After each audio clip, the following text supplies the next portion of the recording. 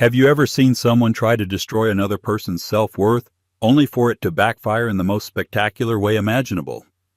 This isn't a fairy tale. This is the story of Emily Vance, a woman whose ex-husband turned their divorce into a public spectacle. He flaunted his new younger bride like a trophy, making sure Emily heard every detail of his supposed upgrade. He thought he had buried her in shame, but he made one critical mistake. He never realized who she truly was. What happens when the woman he threw away doesn't just get back on her feet, but rises so high that she ends up marrying the one man he could never hope to be? Stay tuned. Emily Vance once believed her life was a portrait of success. She was married to Michael Sterling, a charismatic and ambitious investment banker whose star was rapidly ascending at Morgan Stanley. They lived in a sleek, minimalist apartment in Tribeca with floor-to-ceiling windows that looked out over a city that felt like theirs to conquer. To their friends, to their families, and especially to Michael's snobbish parents, Gloria and Robert Sterling, they were the perfect couple. He the financial prodigy, she the brilliant architect who had put her own budding firm on hold to support his demanding career and curate their perfect life. The cracks, however, had been forming for years, so fine and subtle that Emily had explained them away as stress. Michael's compliments became critiques disguised as advice. "That dress is lovely, Ellie, but a bit artistic, don't you think? You want to project power, not whimsy." Her design ideas for their home were dismissed as not the right aesthetic for our brand. Their brand. That's what their marriage had become. The end came not with a bang, but with the cold, sterile click of a closing laptop. Michael came home one Tuesday evening, his posture radiating a chilling calm. He didn't even take off his Tom Ford coat. "Emily, we need to talk," he said, standing by the door as if he were a visitor. She was sketching at their Marble Island, a new community art center she was designing pro bono. "Okay," she said, putting her pencil down. "Tough day at the office." "My life is about to change." Drastically, he announced, his voice devoid of warmth. "I've been seeing someone. Her name is Tiffany Chamberlain, and I'm leaving you for her." The words hung in the air, sharp and poisonous. Emily felt the blood drain from her face. Tiffany Chamberlain. The Instagram model, Michael. She's 23. A smirk played on his lips. She's 24, and she understands the kind of life I'm building. The visibility, the networking. She's an asset. He looked around the apartment she had so lovingly designed. "I'll be generous, of course. My lawyer will be in touch." The divorce was a public execution. Michael, it turned out, hadn't just been seeing Tiffany. He had been parading her around New York's elite social scene for months. Friends who had smiled at Emily at galas last month were now tagged in Instagram photos with Michael and Tiffany clinking champagne glasses on a yacht in the Hamptons. The captions were nauseating. New beginnings. Power couple. Upgrade. Michael made sure Emily saw every post. He didn't block her. He wanted her to watch.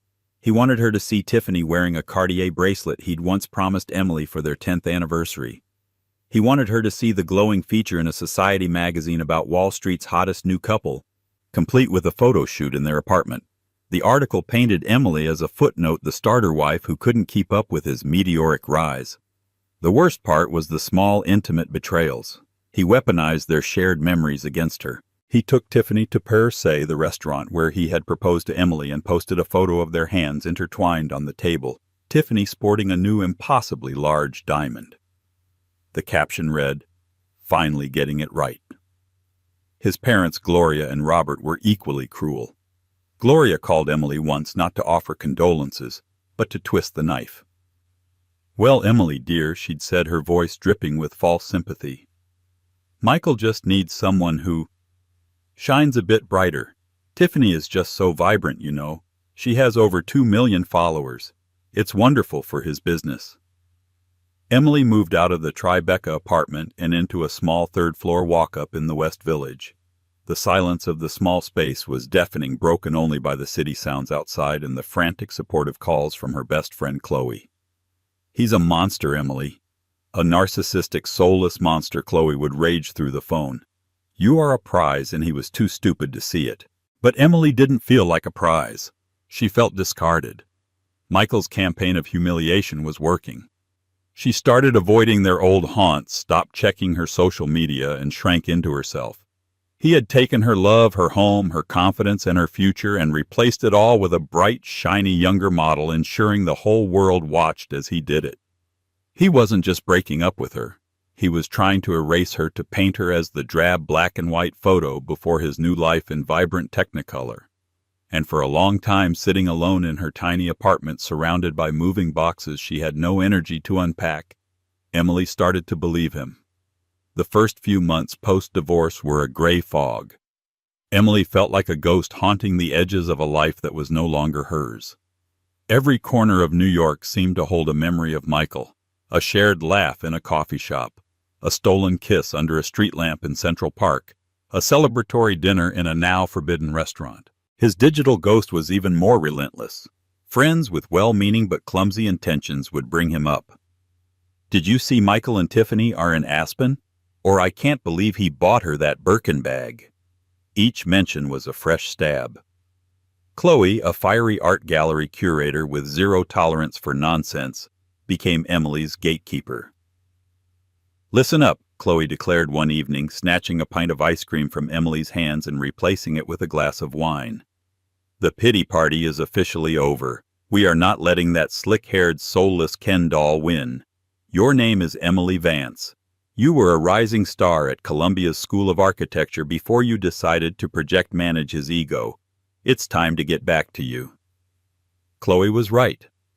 Michael had convinced her that his world was the world, that success was measured in stock prices, gala invitations, and the reflective shine of a new Rolex. He had made her feel small, artistic, and impractical. But in the quiet of her new apartment, away from his judgment, Emily slowly began to find herself again. She unpacked the boxes not with a sense of loss for the home she'd left, but with a budding excitement for the one she could create. She pulled out her old sketchbooks, her drafting tools, her architectural models. Dust motes danced in the afternoon light as she unrolled blueprints for projects she had dreamed up years ago, a sustainable library that integrated nature into its very core, a series of modular, affordable homes for low-income families, a soaring glass atrium for a museum. These weren't just buildings, they were her soul, translated into structure and form.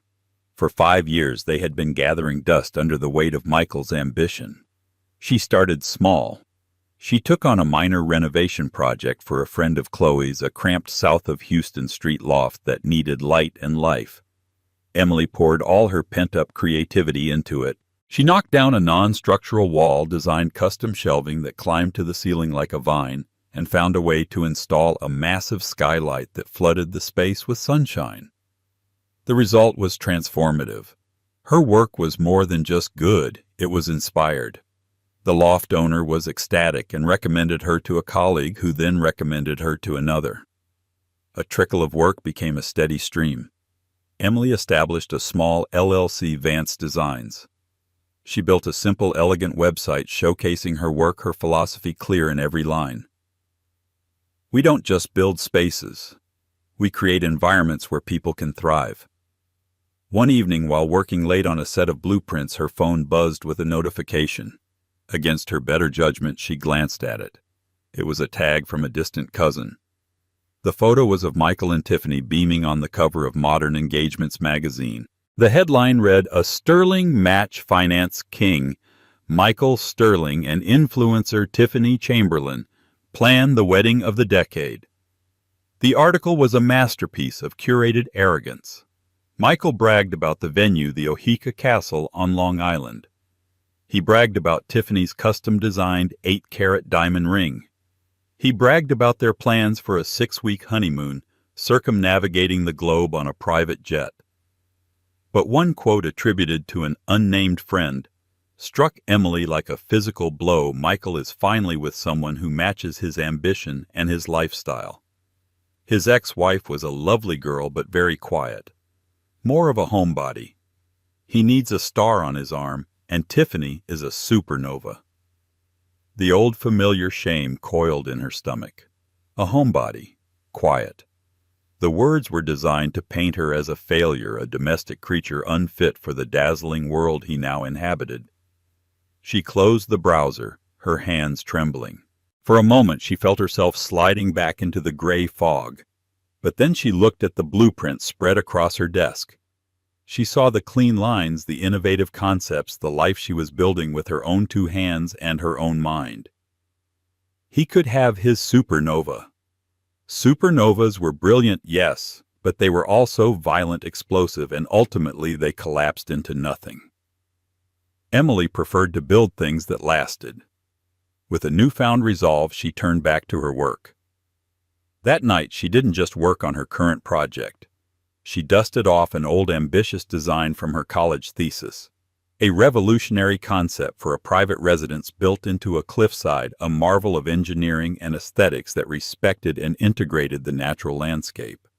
It was bold, impossible, and beautiful. On a whim, she decided to submit it to the prestigious International Architectural Design Awards. The chances of winning were infinitesimal. But for the first time in a very long time, Emily Vance wasn't afraid of the odds. She was building her own foundation, one blueprint at a time. 6 months passed. Vance Designs was thriving in its own modest way. Emily had hired a junior designer and moved into a small but chic studio space in Chelsea. She was making a name for herself in New York's design circles for her innovative use of space and her uncanny ability to infuse soul into steel and glass. She was busy, fulfilled, and had managed to build a wall of professional focus around her heart. Michael and his upcoming nuptials became a dull background noise she could mostly tune out. Then one crisp autumn afternoon, an email landed in her inbox that felt like a glitch in the matrix. The subject line was simple: inquiry regarding your airy design. Emily's heart hammered against her ribs. Airy was the name she had given her cliffside residence project, the one she had submitted to the design awards. She hadn't won the grand prize, but the design had been featured on the competition's website as a notable entry.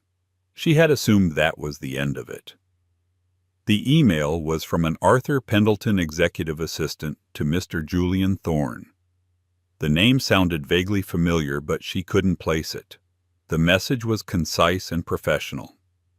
Ms. Vance, Mr. Julian Thorne has seen your design concept, Airy, and was exceptionally impressed with its vision and harmony with the natural environment. He is seeking to commission a private residence on a property he owns in Big Sur, California, and believes your design philosophy aligns perfectly with his own. He would like to schedule a meeting with you to discuss the possibility of a commission. Please let me know your availability. Sincerely, Arthur Pendleton, Office of Julian Thorne. Emily's hands shook as she typed Julian Thorne into her search engine. The results made her gasp. Julian Thorne wasn't just wealthy. He was in a different stratosphere of existence. He was the reclusive founder and CEO of Ethelred Technologies, a pioneer in sustainable energy and AI. He was a multi-billionaire, but unlike the flashy tech moguls of Silicon Valley, Thorne was intensely private. There were few photos of him online, mostly grainy paparazzi shots of him boarding a private jet or attending a tech conference years ago. He was known for his philanthropic work in environmental conservation and for his almost fanatical dedication to privacy. This man, this titan of industry, had seen her design, and he wanted to talk to her. A week later, Emily found herself in a town car winding its way through the financial district to a sleek, unmarked skyscraper that housed Ethelred's headquarters. She wore her most professional outfit, a sharp-tailored black suit that felt like armor. She clutched her portfolio to her chest, her mind racing. This was the kind of project architects dreamed of. It could launch her career into the stratosphere. She was escorted to the top floor, a space that was the antithesis of Michael's ostentatious world. There was no gold, no marble, no flashy art. The space was a testament to quiet luxury and natural materials. Warm oak floors, walls of glass overlooking the city, and simple, elegant furniture. Arthur Pendleton, a kind-faced man in his 60s, greeted her warmly and led her to a minimalist conference room. "Mr. Thorne will be with you shortly." Moments later the door opened, and Julian Thorne walked in. He was not what she expected. He was tall and lean, perhaps in his early 40s, with thoughtful dark eyes and a quiet intensity about him. He wore a simple gray sweater and dark jeans, no suit, no tie, no watch. He looked more like a philosophy professor than a billionaire CEO. "Ms. Vance," he said, his voice a low, calm baritone. He shook her hand. His grip was firm and his smile was genuine. "Thank you for coming. I apologize for the summons to my office. I find it's the only place I can guarantee a lack of interruption." "It's an honor, Mr. Thorne," Emily said, finding her professional voice. "Please call me Julian." He gestured for her to sit and took the seat directly across from her, not at the head of the table. "I saw your airy design and I was captivated. Most modern architecture feels like an imposition on the landscape, an act of ego. Yours felt like a conversation with it." For the next hour they didn't talk about budgets or timelines. They talked about architecture. They talked about the Japanese concept of shake or borrowed scenery. They talked about the importance of natural light and sustainable materials. Julian was incredibly knowledgeable, speaking with a quiet passion that mirrored her own. He saw everything in her design that she had intended. The respect for the environment, the flow of energy, the creation of a sanctuary, not a spectacle. He saw what Michael had called whimsy and recognized it as vision. "The property in Big Sur is special to me," Julian said, his gaze distant for a moment. "It's been in my family for generations. It's a place of peace. I want to build a home there, not a monument. A place to think, a place to be." He looked directly at her. "I believe you are the only person who can build it." Emily left the meeting in a daze. He hadn't just offered her the commission, he had offered her a partnership in creation. The budget he proposed was staggering, giving her complete creative freedom and access to the best materials and engineers in the world. That night, as she began the preliminary sketches for the Big Sur residence, an embossed cream-colored envelope arrived by messenger. It was thick and heavy. Her heart sank as she recognized the Sterling family crest on the wax seal. It was the wedding invitation. "Michael Sterling and Tiffany Chamberlain request the pleasure of your company at the celebration of their marriage." Inside, a small handwritten note was tucked in, penned in Gloria Sterling's perfect cutting script. "Emily, dear, I do hope you'll come. It would show such good grace. We all need to move on after all. Besides, you simply must see Tiffany's dress. Warmly, Gloria." It was a command performance. A summons to witness her final complete replacement. 2 months ago it would have shattered her. But tonight, as Emily pinned the invitation to her corkboard, she felt a strange sense of calm. She looked from the ostentatious, gaudy invitation to the elegant simplicity of her new project sketches.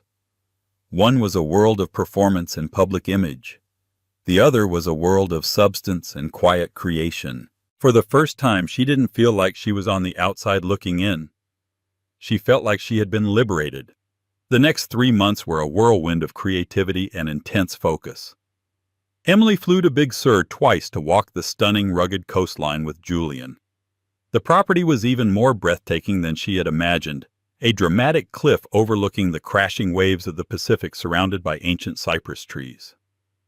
Her collaboration with Julian was unlike any professional experience she'd ever had. He was deeply involved but never controlling. He would ask insightful questions that pushed her designs to be better, more innovative. They spent hours on video calls, not just discussing floor plans and structural engineering, but philosophy, art, and what it truly means to create a home. He listened to her, truly listened, with an attentiveness that made her feel seen in a way she hadn't realized she'd been missing for years. During one late-night call while they were debating the specific type of reclaimed timber to use, Emily found herself laughing freely at a dry joke he made.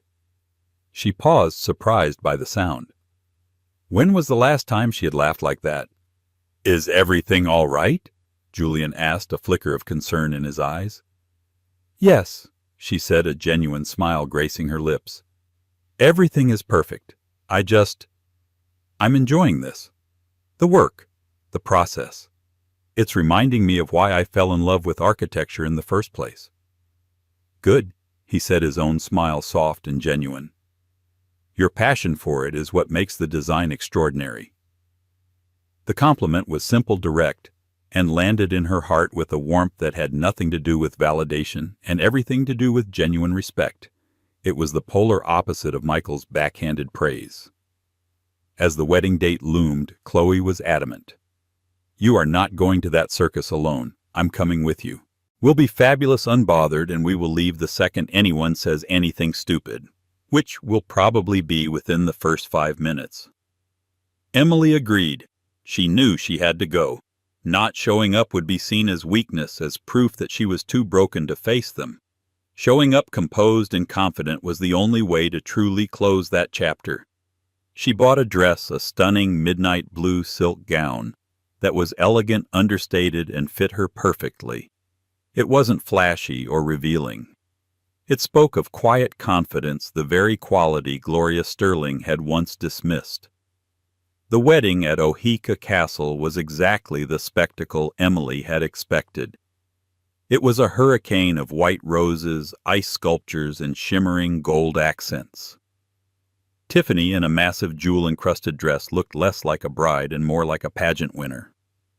Michael was in his element, preening in his custom tuxedo, greeting guests with an owner's pride as if he had personally invented marriage. He spotted Emily and Chloe across the ballroom and made a beeline for them, Tiffany in tow like a prize show dog.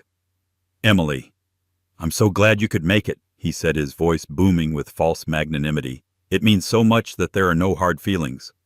He wrapped his arm possessively around Tiffany's tiny waist. "Have you met my wife, Tiffany?" "We haven't been formally introduced," Emily said, her voice even and calm. She met Tiffany's gaze. The younger woman looked slightly nervous up close, her smile a little too bright. "Congratulations." The ceremony was beautiful. "Thank you," Tiffany gushed. "Isn't this place just a dream? Michael planned everything. He's just so capable." "The best or nothing, right?" Ellie Michael said, using the old condescending pet name. "Speaking of, I heard you're doing some small renovation projects now. That's great. Good for you for keeping busy." The jab was meant to sting, to remind her of her smallness in his grand world. Chloe's hand tightened on Emily's arm, ready to intervene, but Emily was unshaken. "I am keeping busy," Emily replied smoothly, a serene smile on her face. "My firm is doing very well, thank you." Before Michael could press further, Gloria Sterling descended upon them. "Emily, darling, you look nice," she said, her eyes doing a quick, dismissive scan of Emily's dress. "So brave of you to come. Now you must excuse us. The photographer wants some shots of the happy couple with the CEO of Goldman Sachs." As they swept away, Chloe muttered, "I think I'm going to be sick." Emily just shook her head, a genuine small laugh escaping her. "It's okay, Chloe. It's all just noise." And for the first time she believed it. Seeing Michael in his natural habitat, so desperate for external validation, so obsessed with the performance of happiness, she didn't feel sadness or jealousy. She felt a profound sense of pity. They stayed for one drink, and then, as promised, made a graceful exit. As they waited for their car, Emily's phone buzzed. It was a text from an unknown number. "I heard tonight might be difficult. Just remember that what you are creating in Big Sur will outlast every champagne tower and ice sculpture there. It has substance. You have substance." Emily stared at the screen, her heart doing a slow, surprising flip. Julian. He must have gotten her number from Arthur. He had thought of her tonight of all nights. His simple private message of support meant more to her than any public display of affection ever had. It was a quiet acknowledgment of her worth, a whisper of a new world that had nothing to do with the loud, hollow spectacle she was leaving behind. Looking back at the garish lights of the castle, Emily realized she wasn't escaping a painful memory. She was simply leaving a party she had no interest in attending anymore. Her future was waiting perched on a cliffside in Big Sur, bathed in the quiet, steady light of the Pacific sun. Autumn bled into winter, and the Big Sur project, officially named the Thorne Residence, became Emily's magnificent obsession. The designs were finalized. The engineering challenges met with brilliant solutions, and the initial groundwork had begun. Her professional relationship with Julian deepened into a genuine friendship. They discovered a shared love for obscure literature, minimalist art, and long walks. He visited New York more frequently, and their business meetings often bled into dinners at quiet, out-of-the-way restaurants where they would talk for hours. Emily found herself drawn to his calm, insightful nature. He never bragged about his wealth or success. Instead, he spoke about his responsibilities, his desire to leave a positive impact on the world, and his genuine curiosity about her perspective. With him, she felt not like an accessory, but an equal. The attraction between them was a palpable, unspoken current growing stronger with each meeting. It was slow, respectful, and utterly real. Meanwhile, Michael and Tiffany Sterling were on a relentless PR tour of their own marriage. Their social media was a fire hose of curated bliss, skiing in Gstaad, shopping on the Avenue Montaigne in Paris, sunbathing in the Maldives. Michael was frequently quoted in financial columns, and he always found a way to mention his stunning and supportive wife, Tiffany. He was building his brand, and his marriage was the cornerstone. The collision of these two worlds was inevitable. It happened at the annual Metropolitan Museum of Art Conservation Gala, the undisputed pinnacle of New York's philanthropic scene. It was the one event Julian attended every year, as he was the primary benefactor. This year he had asked Emily to be his guest. "As the architect of my most important project, it's only fitting you be there," he'd said, though the look in his eyes suggested a deeper meaning. Emily accepted, her heart fluttering with a mixture of excitement and trepidation. She knew Michael and Tiffany would be there. It would be their first public encounter since the wedding. When Julian arrived at her apartment to pick her up, she was momentarily breathless. He was in a perfectly tailored tuxedo, looking impossibly handsome and sophisticated. But it was his smile, warm and meant only for her, that made her feel truly beautiful. "Emily," he said, his voice soft with admiration. "You look exquisite." She was wearing a deep emerald green gown, a color that brought out the light in her eyes. It was a classic, elegant design by a lesser-known designer she admired. It was a dress that whispered confidence. It didn't scream for attention. Their arrival at the Met was quiet and understated. Julian, valuing his privacy, used a discreet entrance, bypassing the main crush of paparazzi on the red carpet. Inside, however, they were instantly the center of a very powerful universe. Captains of industry, famed artists, and old-money philanthropists greeted Julian with deference and warmth, and they all looked at Emily with intense curiosity. Julian introduced her simply and with evident pride. "This is Emily Vance, a brilliant architect." They were enjoying a glass of champagne near the Temple of Dendur when a familiar grating voice cut through the sophisticated buzz. "Well, well, well. Look who's here." Michael Sterling stood before them, a wide, predatory grin on his face. Tiffany was on his arm, dripping in diamonds and a gaudy, feathered Versace gown that seemed to be wearing her. Ellie, Michael said, his eyes flicking over her dress with a hint of a sneer. "I almost didn't recognize you," trying a new look. He then turned his full attention to Julian, extending a hand. "Michael Sterling, Morgan Stanley. We haven't been properly introduced, Mr. Thorne. It's a real honor. My wife Tiffany is a huge admirer of your work in technology." Julian shook his hand briefly, his expression unreadable. "Sterling? Yes, I've seen your name." Michael puffed up with pride. "Oh, well, great to hear. We're really making waves in the emerging markets division." He then gestured towards Emily with a dismissive wave of his hand. I was just so surprised to see my ex-wife here. Small world, right? She's more of the quiet stay-at-home type. I've been trying to encourage her to get out more since our split. The condescension was thick enough to cut with a knife. He was painting a picture for Julian. This is my cast-off, a simple girl you found who is out of her depth. He was trying to establish dominance to reclaim Emily as a character in his story. Emily felt a flush of anger, but before she could speak, Julian moved slightly, placing a subtle protective hand on the small of her back. The gesture was both intimate and commanding. I believe you're mistaken, Mr. Sterling, Julian said, his voice calm but laced with steel. Ms. Vance is not the stay-at-home type. She is in fact the creative visionary behind my new residence in Big Sur. It's the most ambitious private architectural project in North America right now. A stunned silence fell over their small group. Michael's jaw went slack. He knew the rumors of the mysterious Thorne residence.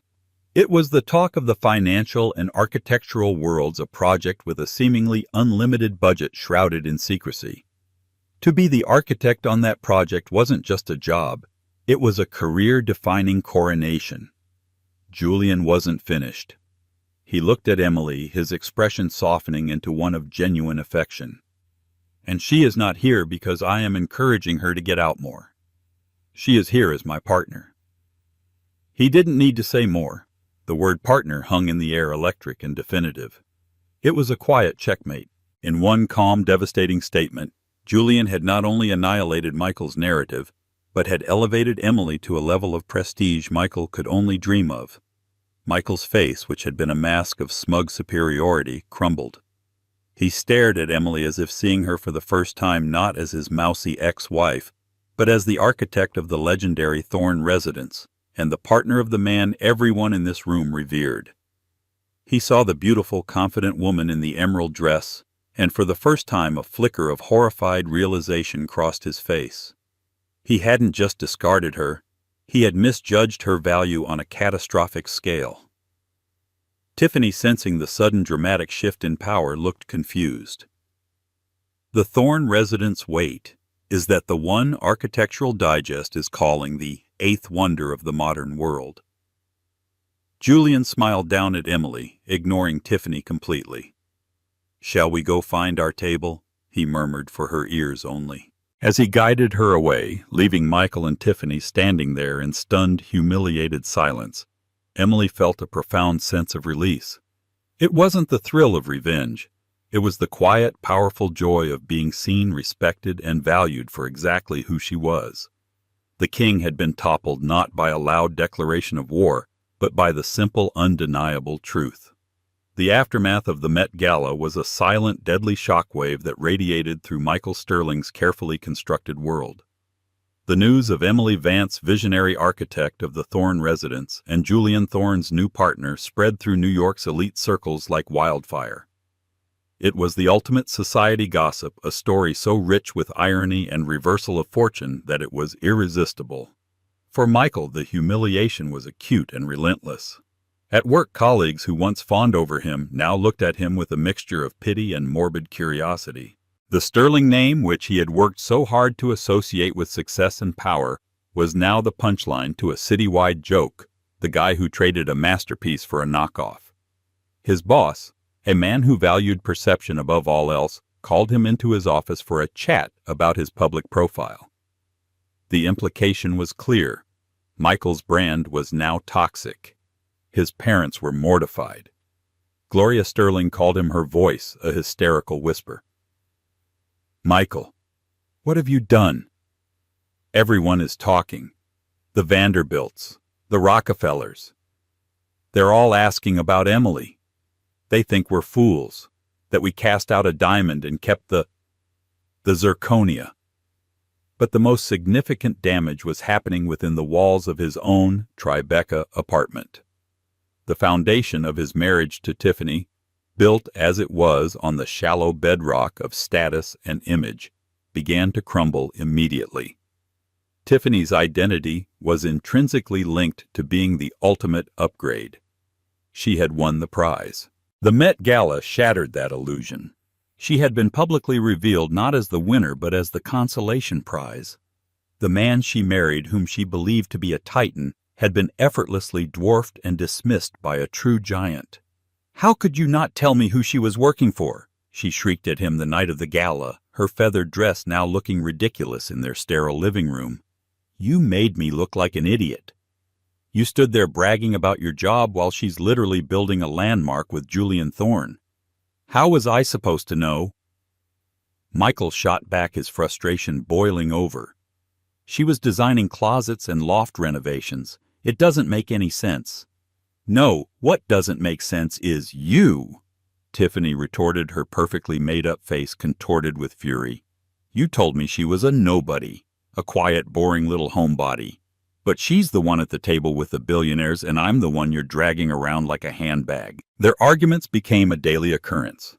Tiffany's admiration for Michael, which had always been tied to his perceived power and status, evaporated. She now saw him through the world's new eyes as the man who had fumbled the ultimate prize.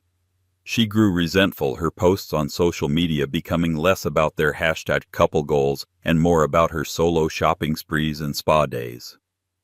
The we of their brand was dissolving into a very bitter me. Michael, in turn, began to look at Tiffany and see not a supernova, but a black hole of expense and superficiality. He saw the endless bills for clothes bags and treatments.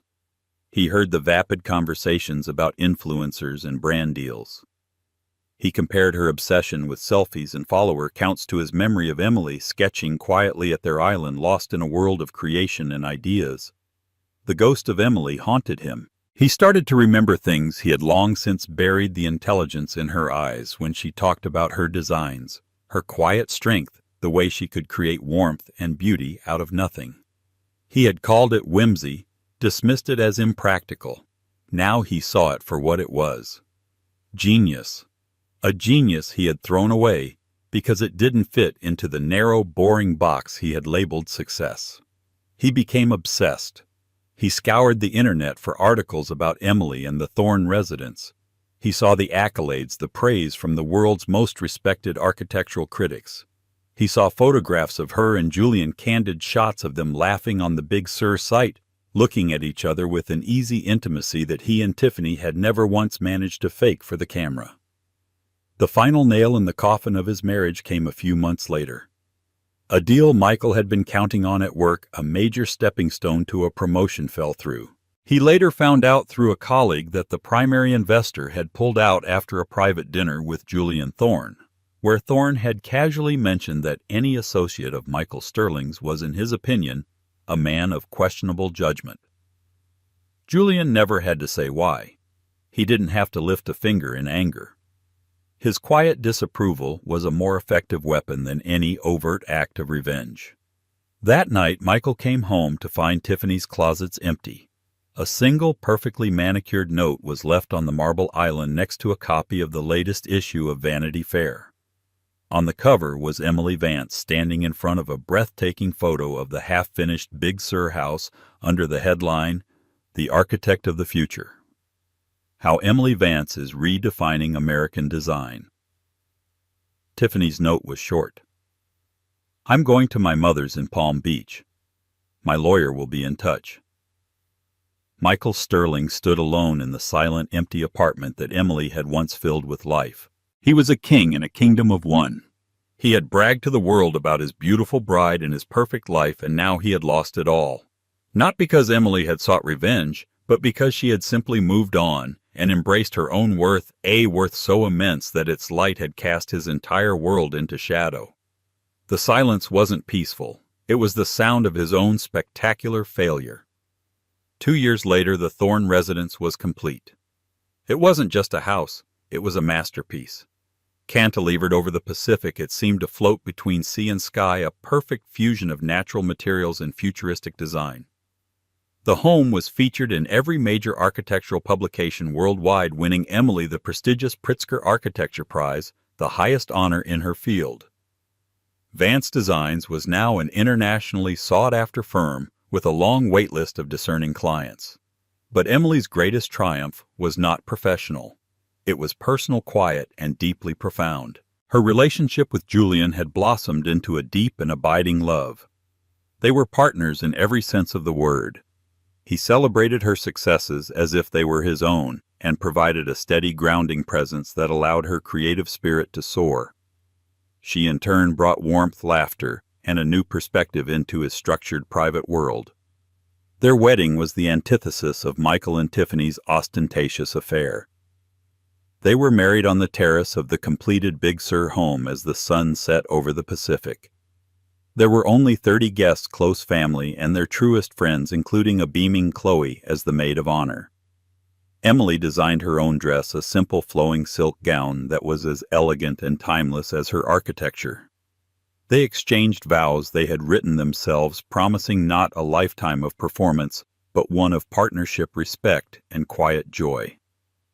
There was no society photographer, no magazine deal. The only announcement was a simple post on the Vance Designs website a week later, with a single photo, their hands now adorned with simple wedding bands clasped together against the backdrop of the ocean.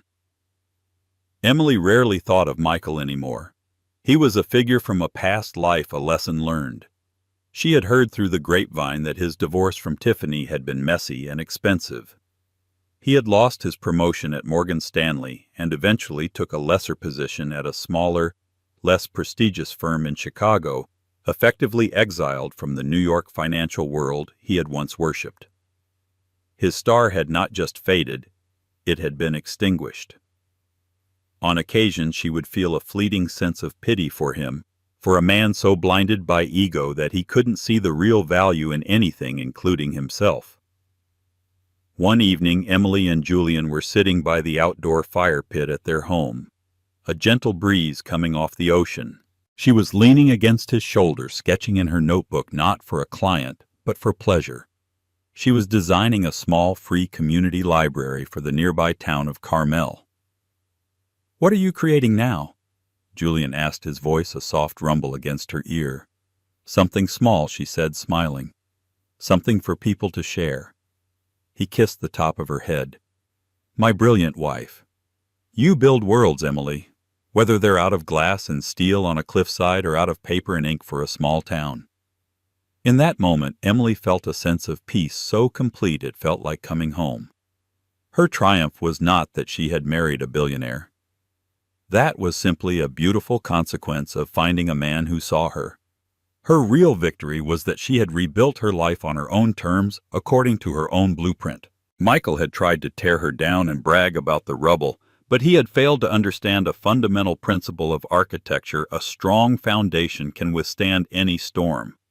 And from the ashes of her old life, Emily Vance had not just built a house. She had built an empire of her own happiness. Life at Big Sur settled into a rhythm of breathtaking beauty and profound peace. For Emily, the past was no longer a shadow that followed her, but a closed book on a distant shelf gathering dust. Her days were filled with light, both literal and metaphorical.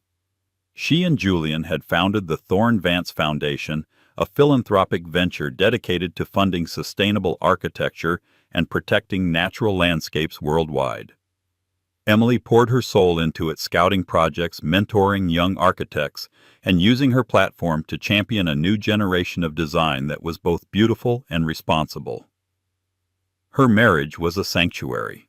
With Julian, she discovered the quiet power of a partnership built on mutual intellectual curiosity and unwavering emotional support. Their love wasn't a spectacle for public consumption. It was 1,000 small private moments, debating a book over breakfast, hiking the cypress trails behind their home. In comfortable silence, his hand finding hers as they watched the fog roll in from the Pacific. She was happy in a way so complete and foundational that the brittle, performative life she'd led with Michael seemed like a story about someone else entirely. The echo from that old life arrived on a Tuesday afternoon, carried on the agitated voice of her best friend. "Emily, are you sitting down?" Chloe asked, her tone stripped of its usual sarcastic levity. Emily was in her studio, the glass walls offering an uninterrupted view of the ocean. She put down her charcoal pencil. "I am now, Chloe. What's wrong?" You sound rattled. There was a hesitant pause. He found me, Chloe said, her voice low. Michael, he's here, in New York. He reached out to the gallery, said it was a matter of life and death. I met him. God, Emily, I don't know why I met him, but I did. A cold dread, unfamiliar and unwelcome, trickled down Emily's spine. She hadn't spoken Michael's name or heard it spoken in her presence in over 3 years. What did he want? To talk about you, Chloe said, her voice laced with a mixture of disgust and a strange, unsettling pity. Emily, he's a wreck, a complete and utter disaster. He looks 10 years older. His suit was cheap, it was fraying at the cuffs. He's lost everything. The job in Chicago didn't last. He apparently made a series of terrible high-risk investments trying to make a big comeback and got wiped out. The Sterlings cut him off completely after the second divorce. He's been living in some rundown apartment in Queens selling insurance or something equally grim. Emily remained silent, her mind struggling to process the image. The slick, arrogant man in the Tom Ford coat was gone, replaced by this pathetic phantom. He sat there in a coffee shop in south of Houston Street. Chloe continued, her voice gaining a harder edge, and he started talking about the old days, about how he was a fool, how he was blinded by ego. He said he reads every article about you, that he's so proud of everything you've accomplished. He cried, Emily. Actual tears. Said you were the only real thing in his life, and he threw it all away. What does he want, Chloe? Emily repeated, her voice firm, cutting through the emotional preamble. There it was. The real reason. He didn't ask for money. Chloe admitted. He's too proud, or maybe just too manipulative for that. He wants a recommendation, a second chance. He heard the foundation is backing a new sustainable urban development project in Chicago, a massive one. He wants you to put in a good word for him, to help him get a meeting with the developers. He said he just needs one break to get back on his feet, to prove he's a changed man. Emily closed her eyes, the sound of the distant waves filling the silence. The audacity of it was breathtaking. After a campaign of public humiliation, after attempting to systematically destroy her self-worth, he was now appealing to the very grace and decency he had tried to extinguish. He wasn't asking for a handout. He was asking her to leverage her hard-won success, the very success built from the ashes of the life he torched, to salvage his own. Do not respond to him again, Emily said, her voice a calm, cold blade. Don't take his calls. Don't answer his emails. Send him to me. Emily, no, Chloe protested. You don't owe him the time of day. Let me just tell him to get lost.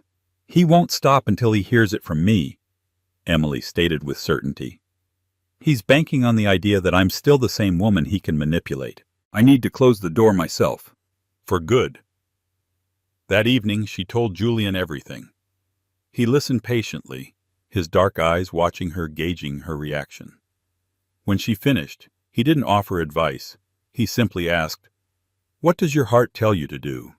My heart tells me he's a black hole, and getting too close means getting pulled in, she said honestly.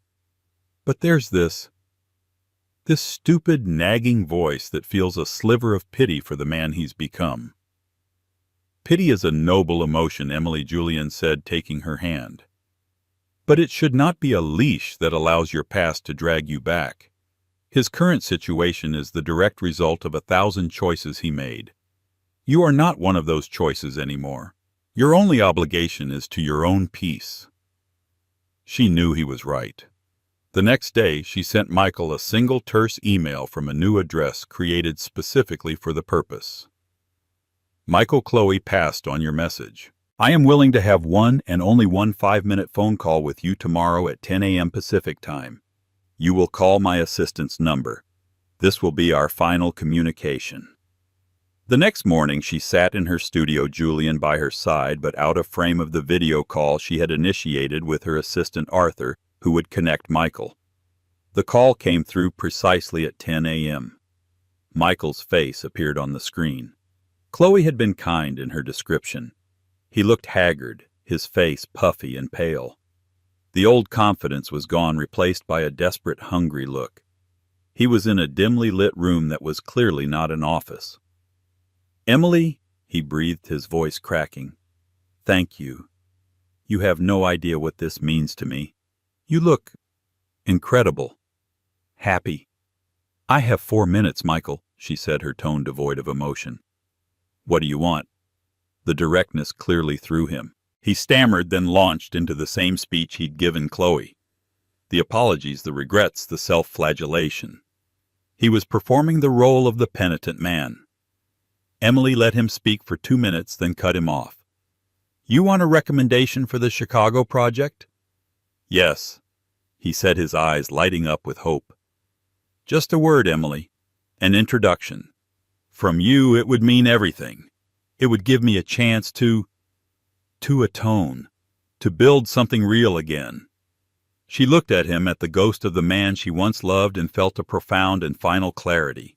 He hadn't changed at all. He didn't want to atone. He wanted a shortcut. He still saw her not as a person, but as a resource to be exploited. First her support, now her success. "No," she said. The word was quiet, but it landed with the force of a landslide. What he whispered, his face falling. "No, Michael. I will not be giving you a recommendation. I will not be making an introduction. The life I have built is a testament to what a person can achieve with their own merit when they are free of toxic influences. Your path back, if there is one, must be the same. It must be your own. You want to build something real. Then start from the foundation. Get a job. Work hard. Be honest. Earn your way back. That is the only atonement that matters." Desperation flooded his face. "Emily, please, I'm asking for your help. After everything we shared." "What we shared is over," she stated, her voice unwavering. "And my help would be a disservice to you. It would be one more unearned prize for a man who has never understood the value of anything he didn't acquire easily. My final gift to you, Michael, is the truth. Your life is your responsibility. Goodbye." Before he could respond, she ended the call. The screen went black. A deep, shuddering breath escaped her. She had not been cruel. She had been definitive. She had offered him not the help he wanted, but the advice he needed. Julian's hand came to rest on her shoulder. "Are you all right?" he asked softly. Emily turned to him, a slow, genuine smile spreading across her face. A single tear traced a path down her cheek, but it was not a tear of sadness. It was a tear of release. "I am now," she said. "I'm finally completely free." The echo had faded, and all that was left was the sound of the ocean and the steady, reassuring beat of her own peaceful heart. And so Emily's story isn't one of revenge. It's a powerful testament to the fact that the greatest success is living well and true to yourself. Michael Sterling thought worth was measured by public opinion, by the flashiness of a new partner. But Emily proved that true value is intrinsic. It's in your talent, your passion, your integrity. While he was busy writing captions, she was busy building a legacy. In the end, he became a forgotten footnote in her incredible story. What do you think is the most powerful form of comeback? Is it loud and vengeful, or is it the quiet, undeniable success that speaks for itself? Let us know your thoughts in the comments below. If Emily's journey from heartbreak to triumph inspired you, please give this video a thumbs up, share it with someone who needs to hear it, and make sure you subscribe to our channel for more real-life stories of empowerment and unexpected victory. Thank you for watching. The flashbulbs were a symphony of adoration, and Bentley Ashford was its conductor. Each blinding pop was a note of validation, a testament to his arrival. On his arm, Isabella Monroe was the perfect accessory, a goddess sculpted from victory and silk, her youth a vibrant contrast to the life he'd left behind. He smirked, the familiar curl of triumph on his lips. This wasn't just an awards night, it was his coronation. He had shed his past, his mousy, unassuming ex-wife, and emerged reborn in the crucible of public acclaim. Tonight, he would not only claim his trophy, but also show the world, and most importantly her, that leaving him was the greatest mistake of her life. He was the victor. He was the headline. The air in the grand ballroom of the Carlisle Hotel was thick with the scent of money, ambition, and expensive perfume. It was the night of the 85th Annual Golden Quill Awards, the most prestigious literary event of the year, where authors were treated like movie stars and words were weighed in gold. Bentley Ashford breathed it all in a deep, satisfying gulp of the atmosphere he now considered his birthright. His novel, Echoes of a Faded Dawn, was the literary darling of the season, a sprawling, melancholic masterpiece that critics had hailed as a once-in-a-generation voice. He was the frontrunner for the coveted fiction prize, the pinnacle of authorial achievement.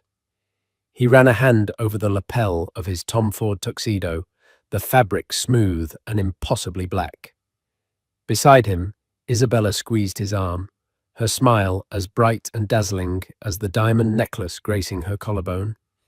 "They're all looking at you, darling," she murmured, her voice a low, sultry purr. "Let them look," Bentley replied, his voice laced with a practiced, casual arrogance. He scanned the room, a king surveying his court. He saw Jonathan Franzen holding court in a corner, Zadie Smith engaged in animated conversation near the bar, and Stephen King, looking surprisingly unassuming, chatting with a group of publicists. These were his peers now. He belonged here. The past 18 months had been a whirlwind of calculated brilliance. He'd left Liliana, his wife of 12 years, with a single clinical conversation in their book-filled, slightly worn-out brownstone. The reason he'd given her was a cliché, wrapped in intellectualism. "We've diverged, Elle. Our creative and personal energies are no longer aligned." The truth, of course, was Isabella. He'd met her at a university guest lecture. She was a graduate student, 24 years old, with wide, adoring eyes and an insatiable appetite for the life he could offer. She saw him not as Bentley, the man who struggled with deadlines and left his socks on the floor, but as Bentley Ashford, the literary genius. She was a reflection of the man he wanted to be, and he'd chosen the reflection over the reality. Liliana had taken it with a quiet, devastating stillness that had unnerved him more than any screaming match would have. She had simply packed her bags, her face pale and her eyes hollow, and disappeared from his life. Their divorce was swift and quiet, handled by lawyers. He'd heard through a mutual acquaintance that she had moved out of New York, somewhere upstate, to find herself, or some other such nonsense. He pictured her in a small, sad cottage, surrounded by cats, growing bitter and irrelevant. The thought gave him a small, dark thrill of satisfaction. He had been the sun in their shared universe, and without him, she was surely just a cold, forgotten rock. "There's Charles Kensington from the New York Times," Isabella whispered, nudging him slightly. "He gave you that rave review. You should go say hello." "In a moment," Bentley said, his eyes still scanning. He was a shark, and this room was his ocean. Every handshake, every nod, every shared laugh was a strategic move. He was building his brand, cementing his legacy. The award tonight would be the final immutable stone in the foundation of his new life. He and Isabella began their slow, deliberate procession through the room. Hands were shaken, backs were slapped, compliments were exchanged like currency. Bentley was charming, witty, and self-deprecating, in just the right measure, a performance he had honed to perfection. Isabella was his silent, beautiful echo, smiling graciously, her presence a constant, glittering reminder of his virility and success. "Bentley, my boy," a booming voice called out. It was Arthur Mason, his former father-in-law, and ironically, the head of the Mason publishing house, which had not published Echoes of a Faded Dawn. Arthur was a man built like a bulldog, with a gruff exterior that hid a shrewd business mind. "Arthur," Bentley said, his smile tightening almost imperceptibly. "Good to see you." Arthur's eyes flickered to Isabella, a quick, dismissive glance before settling back on Bentley. Quite a night for you. I read the book. Powerful stuff. Thank you, Arthur. That means a lot. Yes, well, Arthur grunted, taking a sip of his scotch. It had a familiar rhythm to it, a certain cadence. Reminded me of some of Liliana's early prose, back when she used to write. Bentley felt a flash of ice in his veins. He forced a laugh. Liliana. Oh, she was a wonderful editor, a great first reader, but she never had the patience for the long haul. She was a sprinter, not a marathon runner. It was a line he'd used before. It neatly packaged Liliana's abandoned creative ambitions into a tidy, dismissible box. Arthur just grunted again, his gaze unreadable. Well, enjoy your night, Bentley. You've certainly worked hard to get here. The words were polite, but the tone felt like sandpaper. Arthur turned and walked away, leaving Bentley feeling strangely exposed. What was that about? Isabella asked, a slight frown marring her perfect brow. He seemed odd. He's old school, Bentley said, waving a dismissive hand. Still bitter I didn't sign with his house. And he's Liliana's father. Familial loyalty and all that. He quickly steered her toward the bar, eager to wash the taste of the encounter away with champagne. The lights in the ballroom began to dim, signaling that the ceremony was about to begin. Guests began to move towards their assigned tables. Bentley and Isabella were seated at a prime spot right near the stage, sharing a table with his agent, his publicist, and the editor-in-chief of a major magazine. The buzz in the room was electric, a collective hum of anticipation. Bentley felt his heart begin to beat a little faster. This was it, the culmination of everything. He reached under the table and squeezed Isabella's knee. She looked at him, her eyes shining. "You're going to win," she mouthed. He knew she was right. He leaned back in his chair, a picture of confidence, and allowed himself a moment of pure, unadulterated triumph. He had it all: the woman, the fame, the masterpiece. He was untouchable. He thought for a fleeting second of Liliana in her sad little cottage. He hoped with a savage sort of pity that she was watching the live stream, that she was witnessing his ascent. He hoped it was destroying her. It was then that a subtle shift occurred in the room's atmosphere. A quiet murmur started near the grand entrance, a ripple that spread outwards table by table. Conversations faltered, heads turned. The focused energy of the room suddenly found a new, singular focal point. Bentley followed the collective gaze, annoyed at the interruption. What could possibly be more important than the start of the ceremony? And then he saw her. The doors were being held open by two staff members, and framed in the doorway was a woman. No, not just a woman. She was a vision. She wore a gown of midnight blue silk that seemed to drink the light falling from her shoulders in a cascade of liquid elegance. A constellation of sapphires and diamonds glittered at her throat. Her hair, which he remembered as a simple shoulder-length brown, was now a rich, dark auburn swept up in an intricate style that showcased the elegant line of her neck. But it was her face that made the air leave Bentley's lungs. The features were the same, but they were rearranged, sharpened by a confidence so profound it was almost a physical force. The hesitant uncertainty he had known was gone, replaced by a cool, placid serenity. Her smile was small, subtle, but it held a universe of secrets. It was Liliana. His Liliana. But it was not. It was a complete stranger, wearing his ex-wife's face. The room was filled with a stunned, reverent silence, punctuated by the frantic, sudden explosion of flashbulbs from the paparazzi who had scrambled back to the entrance. They had missed her on the red carpet, a cardinal sin they were now desperately trying to rectify. Bentley sat frozen, his champagne glass halfway to his lips. He felt Isabella stiffen beside him. Who is that?" she whispered, her voice tight with a mixture of awe and dawning apprehension. Bentley couldn't answer. His throat was a desert.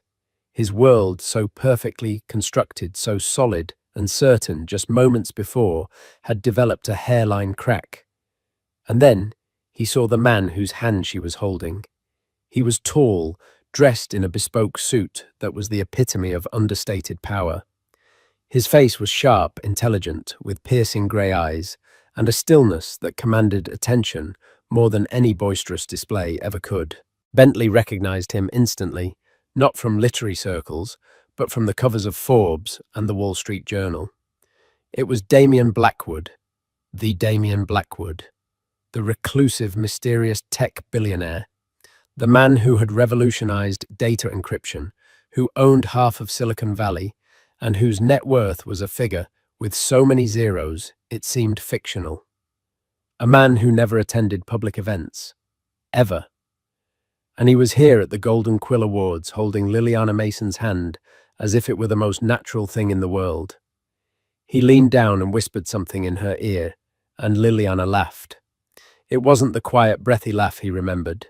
It was a full, melodious sound that seemed to fill the sudden silence in the room. The crack in Bentley's world widened into a chasm. This was impossible. This was a hallucination. Liliana, his quiet, mousy, irrelevant Liliana with Damien Blackwood. The narrative he had so carefully written for himself, the story of his triumph and her lonely demise, had just been ripped to shreds in front of the entire world, and on the biggest night of his life. The maitre d', flustered and awed, rushed forward to greet the couple. As they were led into the room, every eye followed them. No one was looking at Bentley Ashford anymore. The conductor had lost his orchestra. The spotlight hadn't just moved, it had been stolen by a ghost from his past, resurrected and shining with a brilliance he could never have imagined. The silence in the ballroom was a living thing, a palpable pressure that had replaced the earlier buzz of excitement. It was the kind of silence that follows a lightning strike when the world holds its breath, waiting for the thunder. Bentley felt it in his chest, a heavy, suffocating weight. His mind, usually a rapid-fire processor of wit and strategy, was a blank, static-filled screen. Liliana and Damien Blackwood moved through the room with an unhurried grace that only amplified their magnetic pull. They weren't just walking, they were gliding on a current of their own making. The whispers started then, a sibilant tide rising in their wake. "Is that Damien Blackwood? What is he doing here? And who is she? She's stunning. Wait! That's Liliana Mason, Bentley Ashford's ex-wife." That last exclamation, uttered by a well-known gossip columnist at a nearby table, was a gunshot in the quiet room. Heads swiveled from Liliana back to Bentley, their expressions a cocktail of shock pity and delicious Schadenfreude-fueled curiosity. Bentley felt hundreds of pairs of eyes on him, dissecting his reaction. He felt his face flush a hot, creeping tide of humiliation. He was no longer the man of the hour. He was a spectacle, a supporting character in a drama he hadn't known was being written. "Bentley," Isabella hissed, her voice sharp with panic. Her hand was gripping his thigh under the table, her nails digging into the fine wool of his trousers. "What is going on? Why is she here with him?" "I don't know." Bentley managed to choke out the words, tasting like ash. He took a gulp of his champagne, but it did nothing to quench the fire in his throat. The maitre d' was leading Liliana and Damien to a table. Not just any table. It was a specially prepared table for two, placed in a prime location that hadn't been there 10 minutes ago. It was a power move so blatant and yet so elegant that it was breathtaking. They hadn't come to fit into the evening. The evening was reforming around them. Damien pulled out Liliana's chair, a gesture of old-world courtesy that seemed utterly natural. As she sat, her midnight blue gown pooling around her, she let her gaze drift across the room. For a brief, heart-stopping moment, her eyes met Bentley's. There was no anger in her look, no hatred, no pain.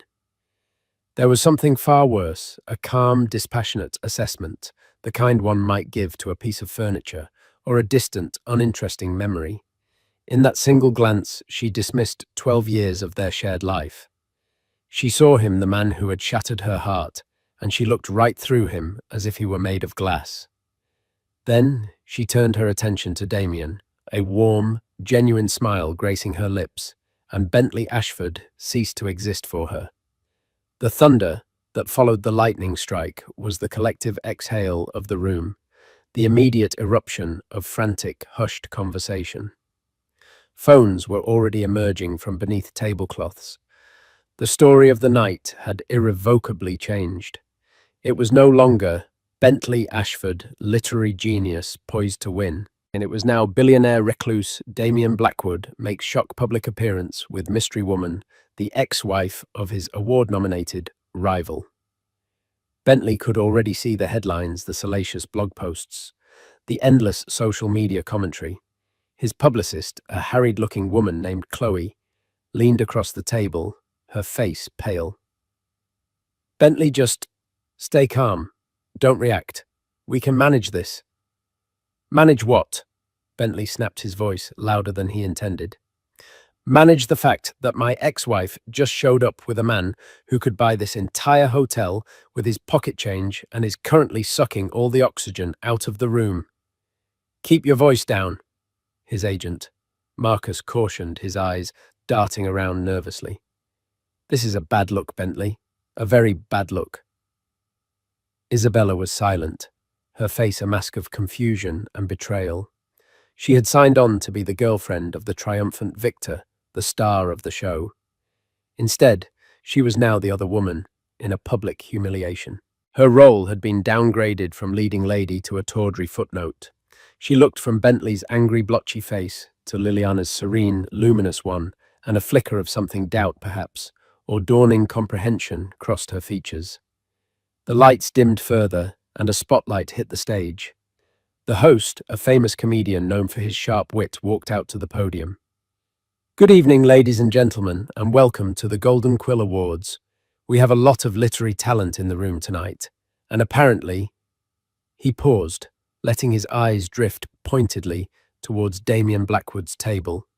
Some serious venture capital, too. I guess the rumor is true, the publishing industry really is looking for a new business model. A wave of laughter, slightly strained, rippled through the room. The host had acknowledged the elephant, and in doing so, had cemented its importance. Bentley wanted to slide under the table. He felt a bead of sweat trickle down his temple. The ceremony began, but the proceedings were a blur to Bentley. Awards were given for poetry, for biography, for debut novel.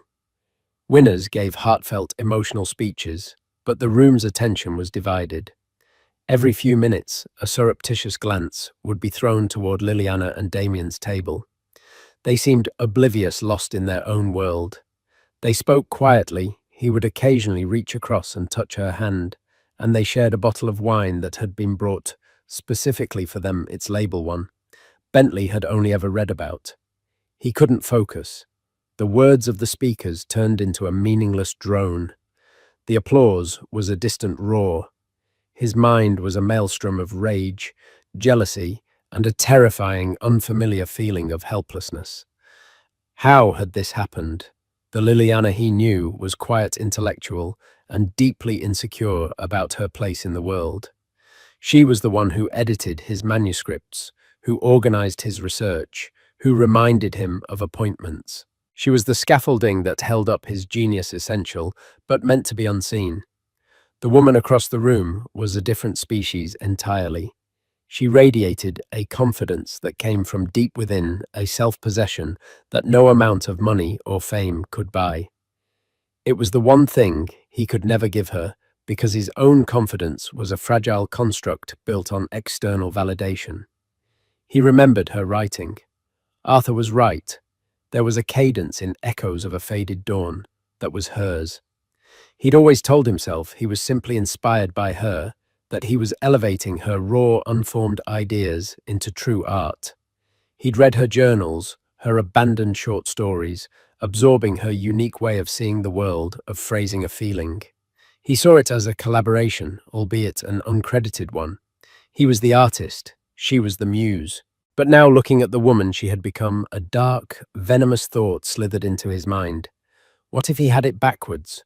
What if he was the parasite and she was the host? He pushed the thought away violently. It was absurd. He was the genius. The critics had said so.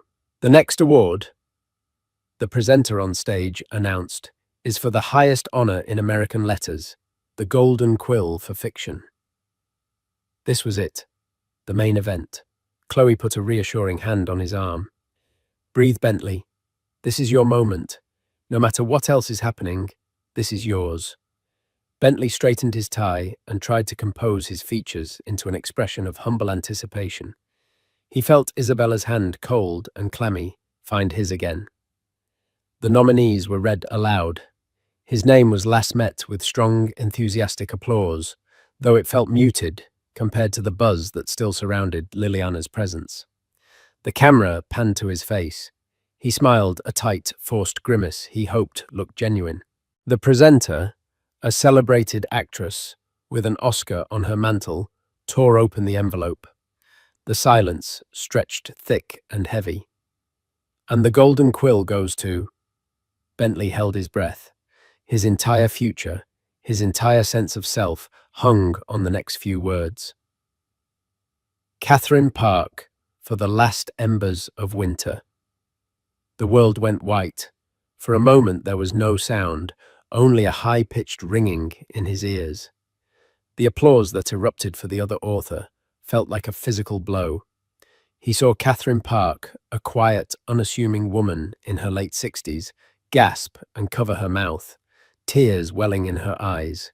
Her table erupted in joy. His table was Sant. Chloe's hand fell from his arm. Marcus stared at the stage, his face grim. Isabella simply let go of his hand, her touch retreating as if he were suddenly contagious. Bentley clapped. He had to. He was on camera. The motion was mechanical, wooden. His face felt like a plaster mask that was about to crack. He had lost. On the night his ex-wife had returned from the dead to publicly humiliate him, he had lost. It wasn't just a defeat. It was an annihilation. His eyes against his will were drawn back to Liliana's table.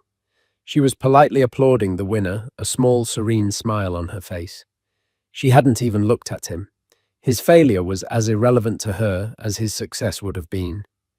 Damien Blackwood leaned over and offered her his arm. She took it, and together they stood up. They had no reason to stay. They hadn't come for the awards. They had come for something else entirely. As they began to walk towards the exit long before the ceremony was over, they passed his table. For a moment, Liliana was only a few feet away from him. He could smell her perfume, a subtle, complex scent of sandalwood and night-blooming jasmine. Nothing like the simple lavender soap she used to wear. She didn't look at him. She didn't look at Isabella. Her gaze was fixed forward.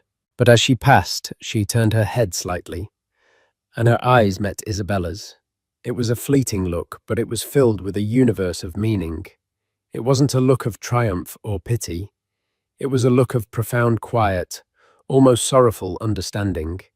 It was a look that said, "I know him, and I am so sorry you have to learn what I already know." And then she was gone, a phantom of midnight silk and diamonds, leaving a trail of shattered expectations and whispered questions in her wake.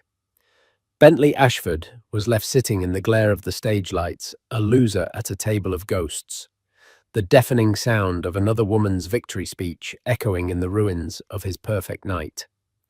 The remainder of the awards ceremony was a slow, agonizing torture.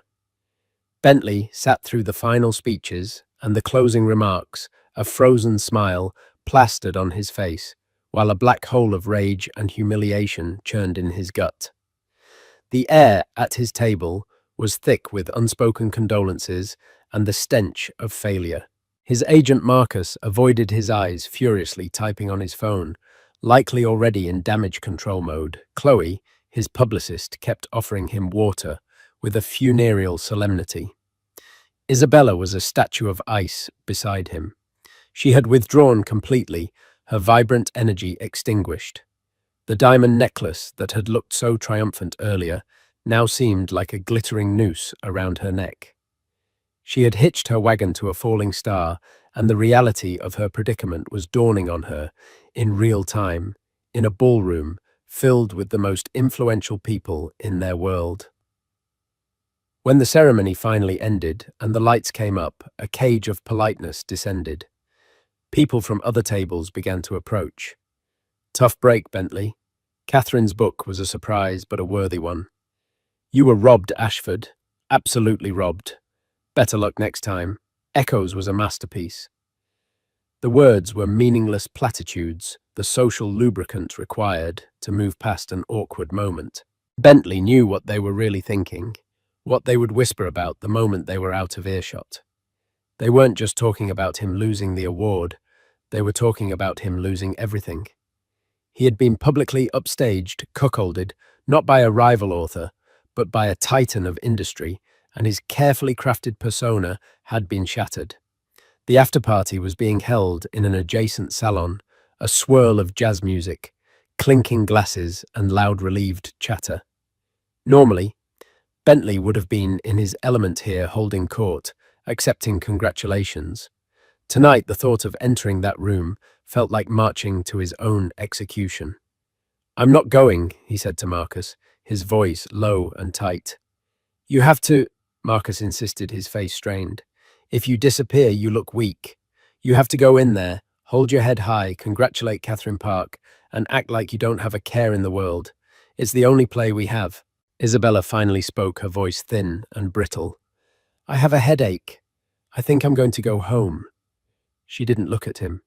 She was already detaching, creating distance. "Fine." Bentley snapped his control, fraying. "Go." He didn't care. At that moment, she was just another part of the evening's spectacular failure.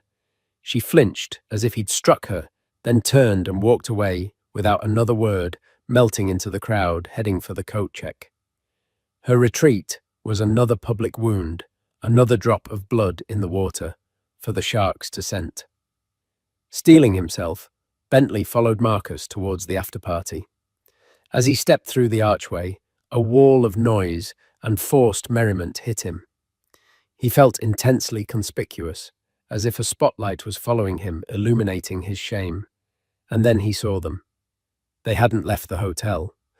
Liliana and Damien Blackwood were in a secluded alcove of the salon speaking with a small select group of people. Bentley recognized them instantly.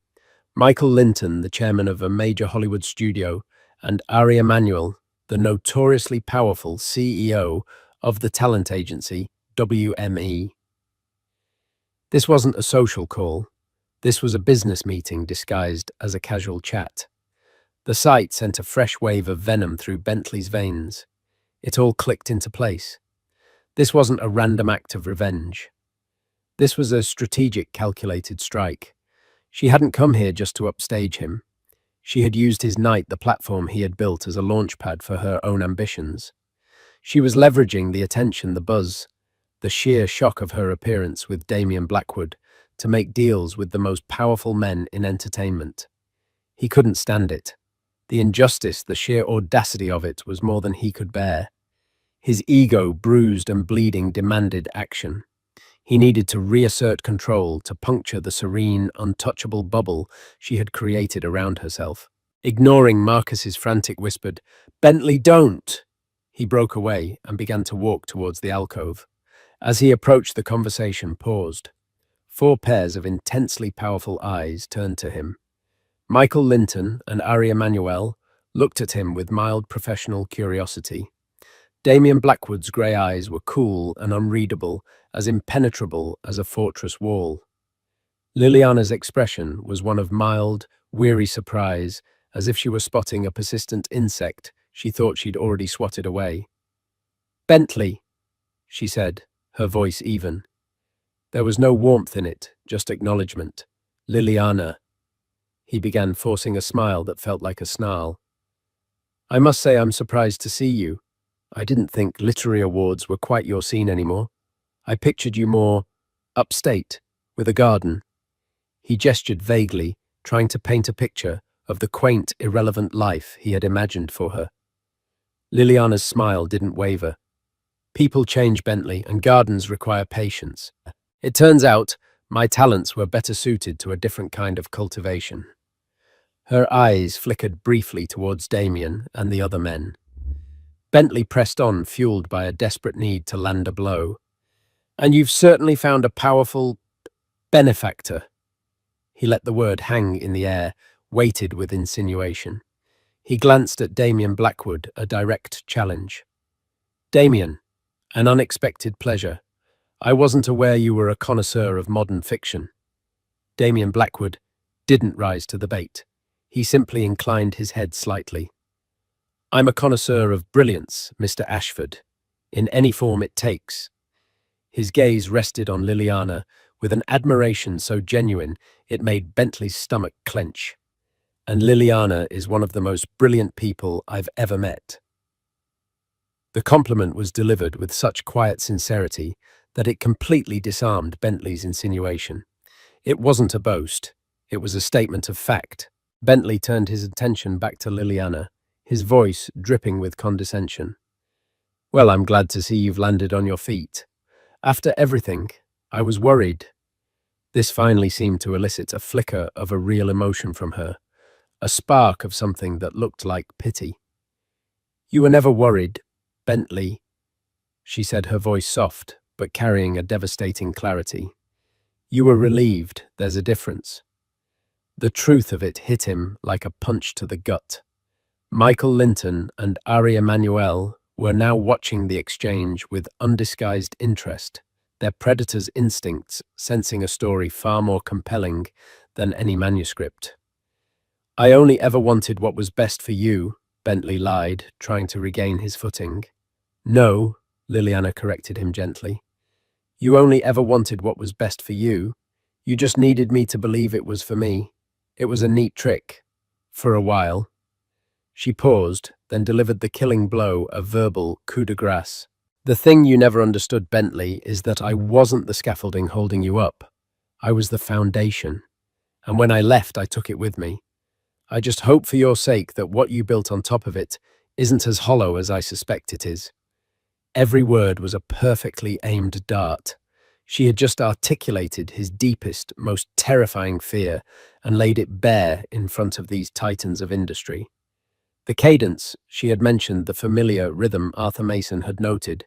It was all tied up in that one word, hollow. He was speechless. His wit, his arrogance, his entire arsenal of verbal weaponry was gone. He was standing there, exposed and empty-handed.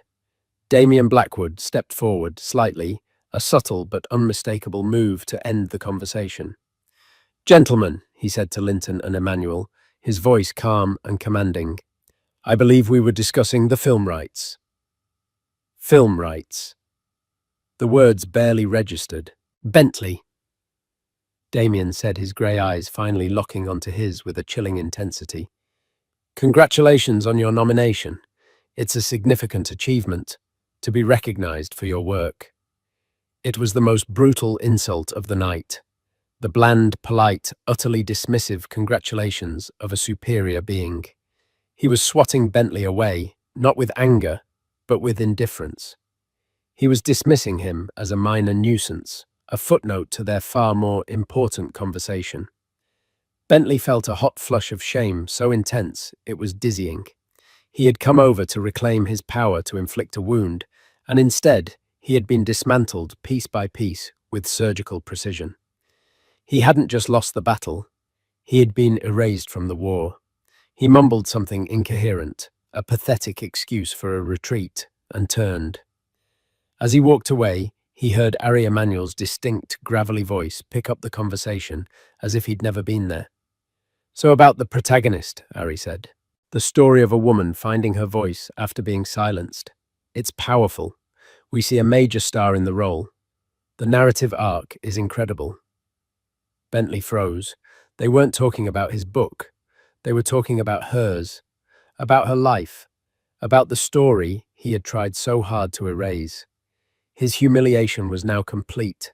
He was not only the villain in her story, he was a footnote in the lucrative deal being made about it. He stumbled through the crowd blind to the faces deaf to the music and fled the party, escaping into the cold, indifferent New York night. The next morning, Bentley awoke to the aggressive grey light of a New York hangover. His head throbbed in time with the city's distant sirens. The tuxedo from the night before was crumpled in a heap on the floor of his sterile minimalist apartment, an apartment he'd chosen specifically because it was the aesthetic opposite of the warm, cluttered brownstone he had shared with Liliana. Isabella was gone. There was no note, just an empty space on the pillow beside him, and the faint, lingering scent of her perfume, a ghost of his failed triumph. He stumbled to the kitchen and fumbled with the espresso machine, his hands shaking. He needed caffeine, but what he really craved was validation. He needed to see his name in print, to see the narrative of the night spun in his favor. Perhaps some critics would argue he was robbed. Perhaps the focus would be on his literary merits, not the red carpet drama. With a trembling finger, he tapped open the browser on his phone.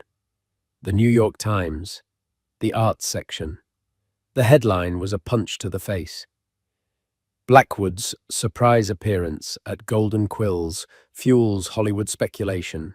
Liliana Mason, ex-wife of nominee Ashford at center of mystery deal.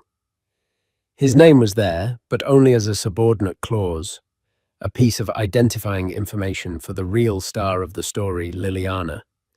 The article barely mentioned his book or his loss. Instead, it was a breathless piece about Damien Blackwood's unprecedented appearance, accompanied by a stunning photo of him and Liliana. They looked regal, powerful, a modern-day power couple. There was a smaller, unflattering, candid shot of Bentley, caught mid-sentence as he confronted them, his face tight with anger. He looked petty and small. He clicked on another link, a popular culture blog. The headline was even more brutal. Awkward night for author Bentley Ashford as ex-wife steals show with billionaire beau, then he loses top prize. The article was a gleeful blow-by-blow account of his public humiliation. It quoted anonymous sources from the party who described his meltdown and Isabella's hasty exit. It was filled with speculation about Liliana and Damien, painting her as a mysterious phoenix rising from the ashes. He threw his phone across the room. It clattered against the wall and slid to the floor, the screen dark. He was trapped. The narrative was out of his control. He had spent his entire career mastering words, bending them to his will, to create fictions that the world adored. Now, the unassailable truth of reality reported in a million pixels and gallons of ink was crushing him. He paced the apartment like a caged animal, the silence pressing in on him. This was Liliana's doing. It had to be. This was her revenge, meticulously planned and ruthlessly executed. The quiet, mousy woman he thought he knew had been hiding a Machiavellian strategist. But a deeper, more unsettling thought gnawed at him. Liliana's words from the night before echoed in his mind. I was the foundation, and when I left, I took it with me. Hollow. The word clung to him. Driven by a masochistic impulse, he walked into his pristine office. The walls were lined with bookshelves, but they were mostly for show. The real work happened on his sleek iMac. On a stand beside it, propped up like a holy relic, was a hard copy of Echoes of a Faded Dawn. He picked it up. The cover, with his name in bold embossed letters, felt alien in his hands. He opened it to a random page. It was a passage that critics had universally praised for its raw emotional insight into the protagonist's grief. The silence in the house was not an absence of sound, but a presence. It had weight. It settled in the corners like dust clung to the curtains and slept in the hollow of her side of the bed. It was the ghost of a language we no longer spoke, a dialect of sorrow I had to learn to translate alone. He stared at the words. They were beautiful, they were powerful, and they were not his. A memory sharp and unwelcome pierced through the fog of his anger. A winter afternoon, years ago, Liliana curled on the old armchair in their brownstone, a mug of tea steaming beside her. She wasn't writing a novel, just journaling something she did religiously. He'd asked her what she was writing about. Just trying to describe the quiet, she'd said, her voice soft. After my grandmother passed, the silence in her house. It's not empty, you know. It's full. It's like a presence. He had stored that away, that idea, that feeling. He had taken it. He frantically flipped through the book, a cold sweat breaking out on his skin.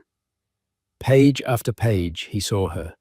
Not just her ideas, but her very voice, her unique turn of phrase, the specific, idiosyncratic rhythm of her prose that Arthur Mason had recognized. There was the description of the falling autumn leaves as a slow, rust-colored surrender. That was from a poem she wrote in college and had pinned to the corkboard above her desk for years. There was the protagonist's habit of organizing her books by the emotion they evoked, not by author or genre.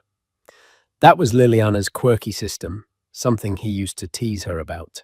The central metaphor of the novel, the echoes of a past life that shaped the present, was the core theme of an unfinished short story. She had let him read a story. She had abandoned after he'd told her it was a little too sentimental, a bit naive. He had lied. He'd seen its potential, its power, and he had discouraged her so he could claim it for himself. He had convinced himself it wasn't theft. It was inspiration. It was alchemy. He was the genius who could take her raw, unrefined emotions and shape them into art. He was the sculptor, and she was the clay. But looking at it now, stripped of his self-delusion, he saw the truth. He was a plagiarist, not of another published author, but of a private life. He had stolen the soul of his own wife and sold it to the world as his own. The book wasn't a masterpiece. It was a meticulously crafted forgery, hollow. The truth was a physical sickness. He stumbled to the bathroom and wrenched his body, trying to expel the poison of his own deceit. When he was done, he gripped the sink, staring at his reflection in the mirror. The man looking back at him was a stranger. His face, which yesterday had seemed handsome and successful, now looked gaunt and haunted. His eyes were filled with a desperate, panicked fear. He finally understood. Liliana's revenge wasn't the public spectacle at the awards night. That was just the opening act. Her true revenge was this moment, this private, solitary reckoning.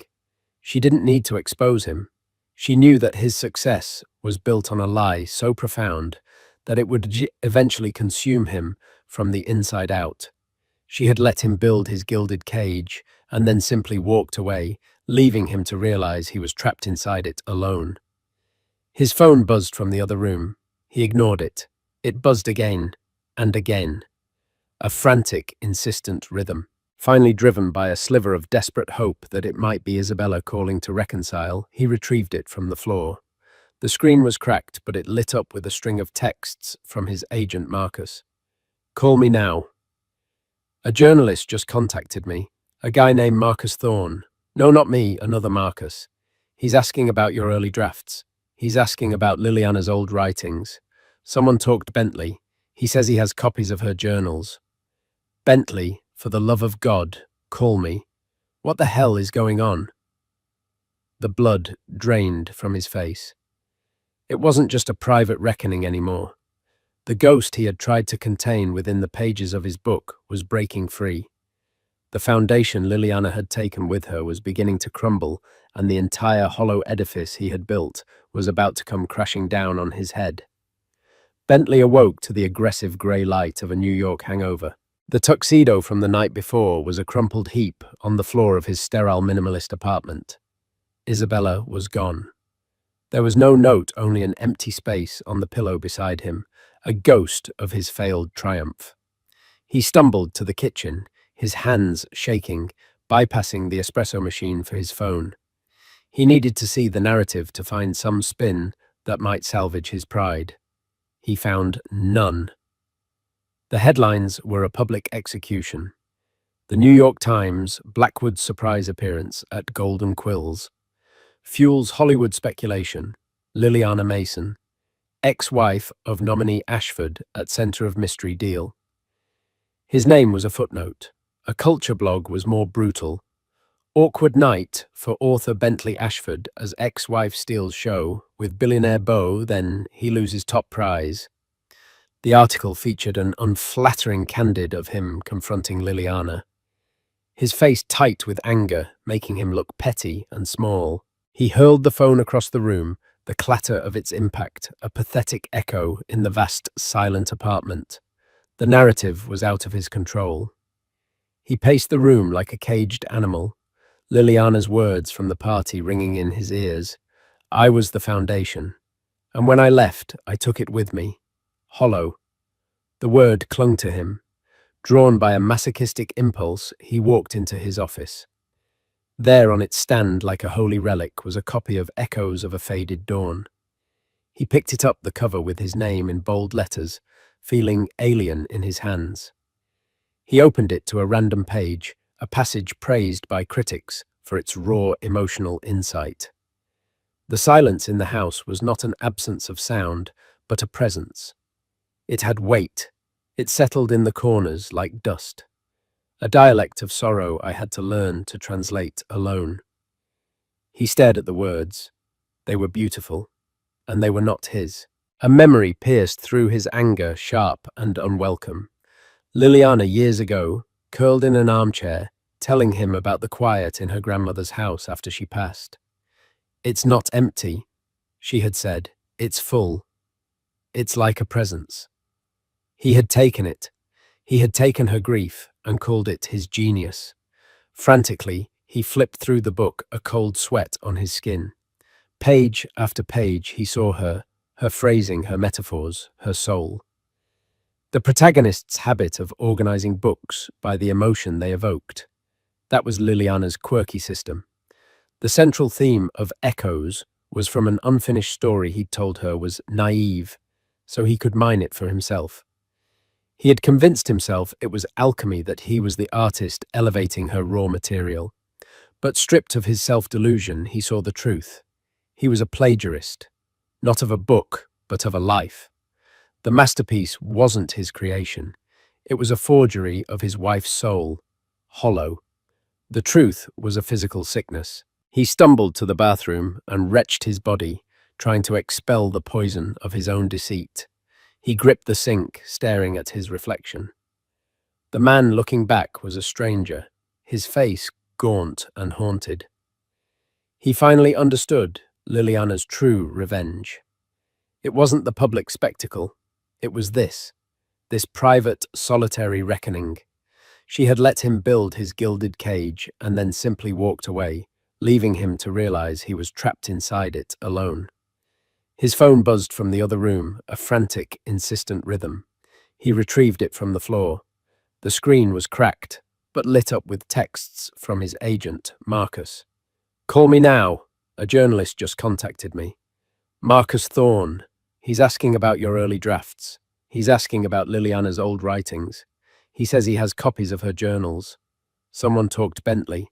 Bentley, for the love of God, call me. The blood drained from his face.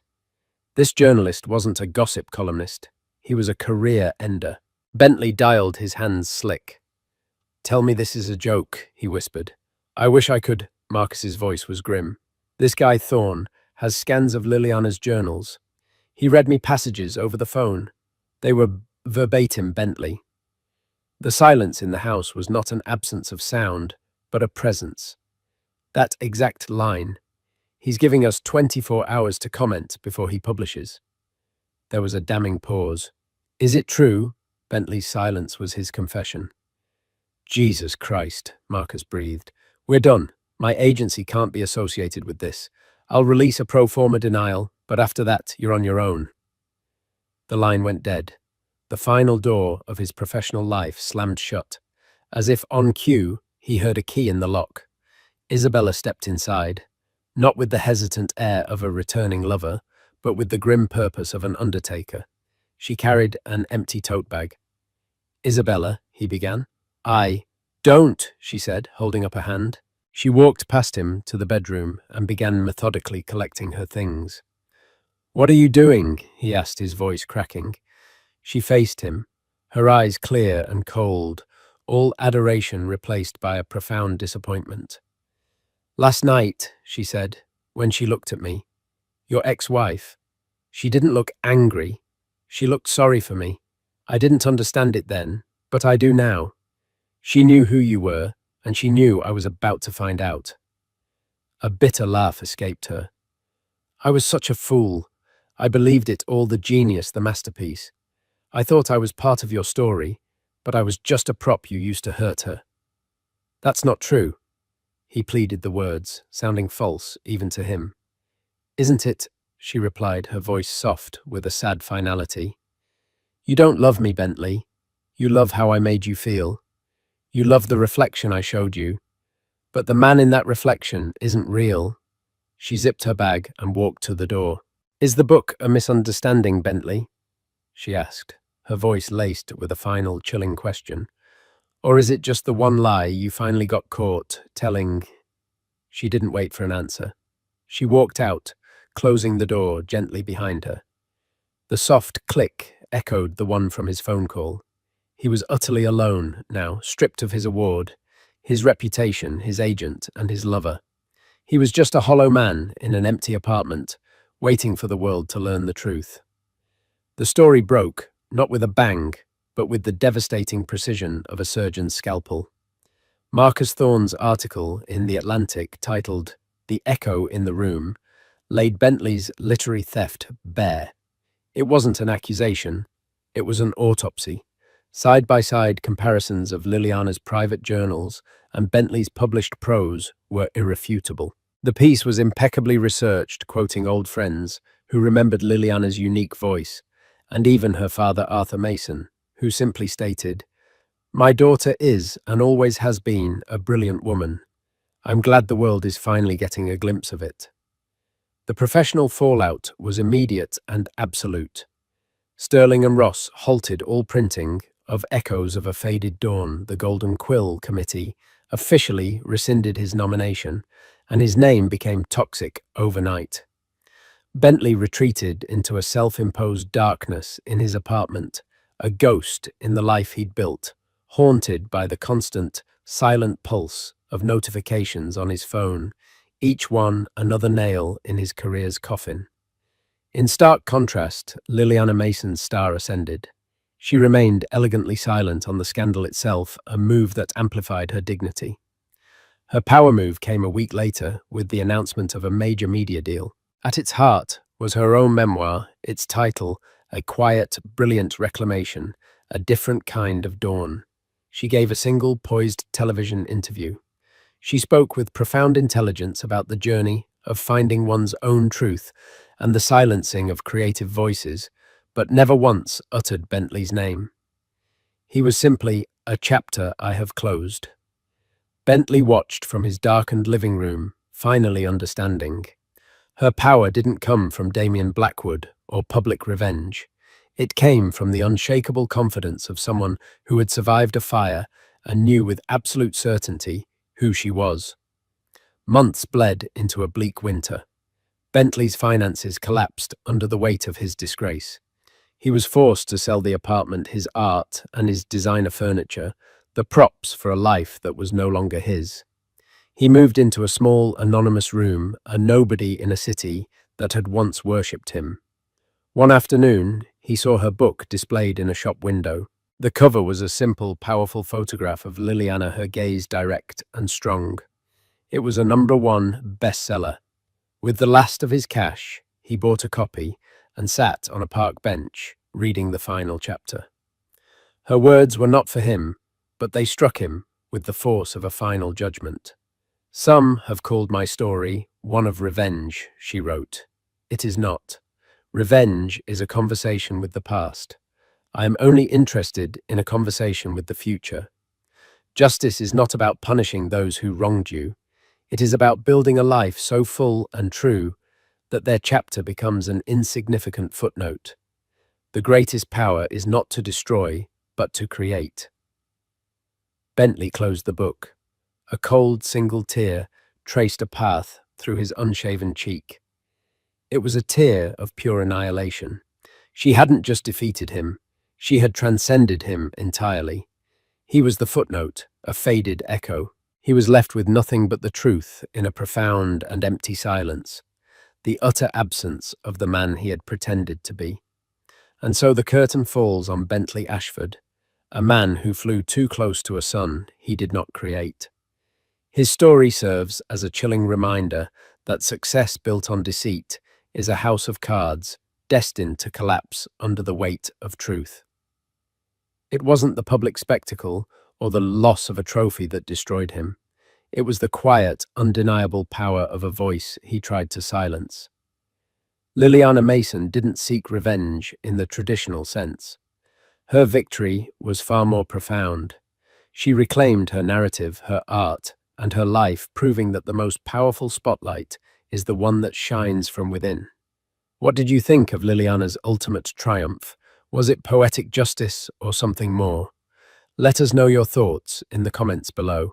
If you were captivated by this story of betrayal and rebirth, don't forget to hit that like button, share this video with someone who loves a story of true karma, and be sure to subscribe for more real-life dramas that are stranger and more compelling than fiction. Thank you for listening.